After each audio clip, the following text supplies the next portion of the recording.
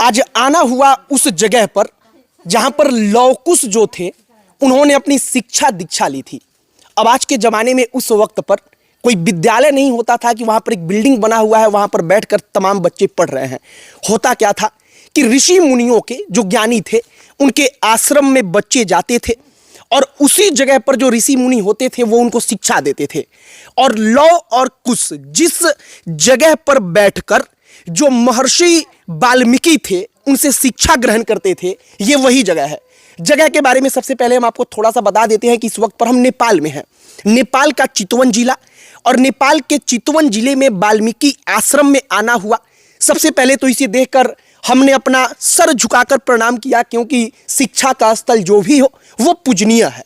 बाकी अब लौह कुश जब जंगल में रहते थे तो अजीब अजीब प्रकार के लोगों के मन में सवाल आता है कि लौह कुश ने जब अपने पिता को, लक्ष्मण जी को, भरत जी को, शत्रुघ्न जी को यहाँ पर आने के लिए मजबूर किया, वो अश्वमेघ वाला घोड़ा पकड़ा, तो उस वक्त पर उनके पास वो तीर कमान कहाँ से थे, मतलब वो शिक्षा दीक्षा कहाँ से आया। तो वो यही विद्यालय है जहाँ पर वाल्मीकि जी ने उनके तर्कश में एक से एक वाण डाला, मतलब शिक्षा दिया। उसी शिक्षा के बदौलत उन्होंने लक्ष्मण जी को मूर्छित किया, शत्रुघ्न को मूर्छित किया, भरत को मूर्छित किया।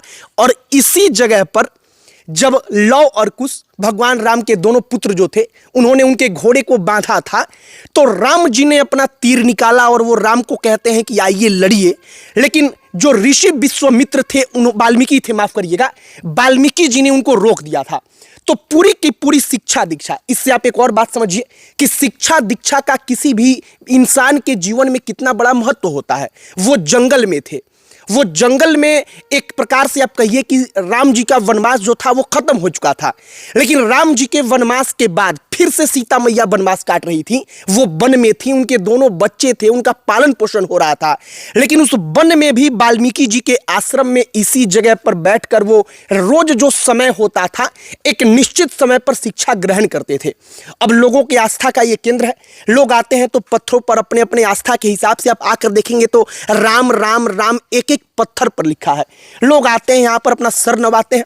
यहाँ पर आएंगे तो सब कुछ यहाँ पे लिखा भी है कि प्लेस वेयर लौह कुश गॉट एजुकेशन बाय ऋषि वाल्मीकि, लौह कुश स्कूल। मतलब आज के भाषा में हम कहें तो लौह कुश का विद्यालय है, ये वही जगह है। पूरा का पूरा जंगल है। एक बार जरा घुमा कर दिखाइए। जो प्राकृतिक सौंदर्य हम कहते हैं ना, यहाँ पर आप आएंगे तो आप उसका भी आनंद उठाएंगे। मतलब चारों तरफ जंगल, आप जैसे ही नीचे जाएंगे तो पहाड़ी नदियां हैं, वो छोटी छोटी नदियां जिनमें आप एक बीता, दो बीता या घुटने तक पानी में उसको पार करेंगे इस वक्त पर, मतलब बरसात का मौसम ना हो तब।